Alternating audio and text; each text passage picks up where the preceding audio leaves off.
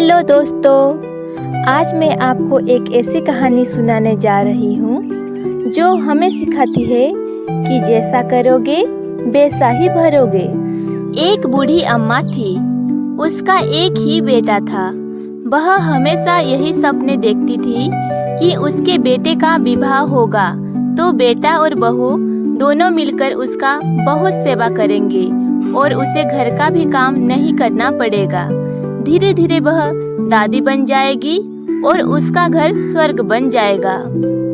आखिर वह दिन भी आ गया जब बुढ़िया के बेटे का विवाह बड़ी धूमधाम से हुआ। वह दादी भी बन गई, लेकिन संयोग से उसका कोई भी सपना पूरा नहीं हुआ। बुढ़िया का बेटा तो सुबह काम पर चला जाता और पोता स्कूल चला जाता। तब बहू उसके साथ बहुत बुरा व्यवहार करती। बहू बुढ़िया से घर में झाड़ू लगवाती, झूठे बर्तन साफ करवाती और टूटे फूटे बर्तनों में उसे भोजन देती। शुरू में तो बहू अपने पति और बेटे के पीछे ही बुढ़िया से झगड़ती थी, लेकिन धीरे धीरे वह अपने पति के सामने भी बुढ़िया का अपमान करने लगी। एक दिन टूटे बर्तनों में बुढ़िया को भोजन करते देखकर उसके बेटे को बहुत दुख हुआ। उसने अपनी माँ का पक्ष लेते हुए अपनी पत्नी को बहुत डांटा। पति पत्नी दोनों में बहुत कहासुनी हो गई। धीरे धीरे बुढ़िया के बेटे ने भी पत्नी का विरोध करना छोड़ दिया। धीरे धीरे पोता बड़ा होने लगा तो वह अपनी माँ का विरोध करने लगा। वह अपनी दादी से बहुत प्यार करता था।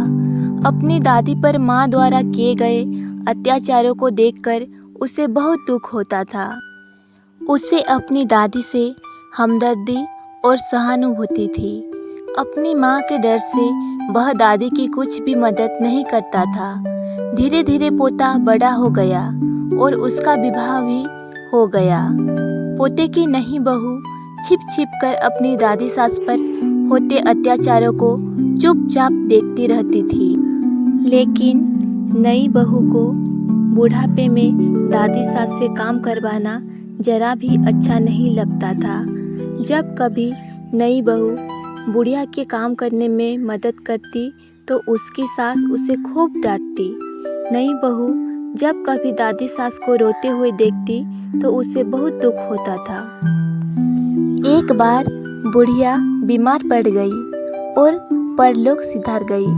अब बुढ़िया की बहू नई बहू से ही घर का सारा काम कराती और उसके साथ अभद्र व्यवहार करती। जब नई बहू ने देखा कि उसकी सास दादी सास की तरह ही उस पर भी अत्याचार कर रही है तो उसने बदला लेने की ठान ली। वह भी अपने सास से वैसा व्यवहार करने लगी जैसा व्यवहार उसकी सास अपनी सास से करती थी। अब तो नई बहू अपनी सास को फूटी थाली में भोजन देने लगी। यह देखकर उसके पति और ससुर ने उसे बहुत विरोध किया। नई बहू ने अपने ससुर और पति से कहा, मेरी दादी सास जितनी मेहनती और सीधी थी, जब माताजी उन्हें फूटी थाली में भोजन देती थी तब तुम कुछ क्यों नहीं बोले? उन पर होने वाले अत्याचारों को तुम दोनों चुपचाप देखते रहे, तब क्या तुम्हारे मुख पर ताला पड़ गया था?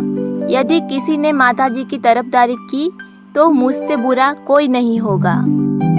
नई बहू की बातें सुनकर उसका पति और ससुर कुछ नहीं बोले। उन्होंने भी उसका विरोध करना छोड़ दिया। ससुर को अपनी पत्नी के साथ अभद्र व्यवहार देखकर बहुत गुस्सा भी आता था।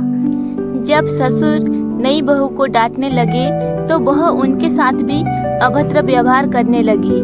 सास ससुर अकेले में बैठकर अपने सुख दुख की बातें करते और यही सोचते थे कि जैसा करोगे वैसा भरोगे।